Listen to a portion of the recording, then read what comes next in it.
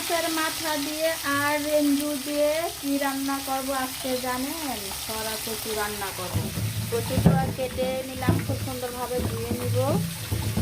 কচু দিয়ে রান্না করব ইলিশ মাছের মাথা।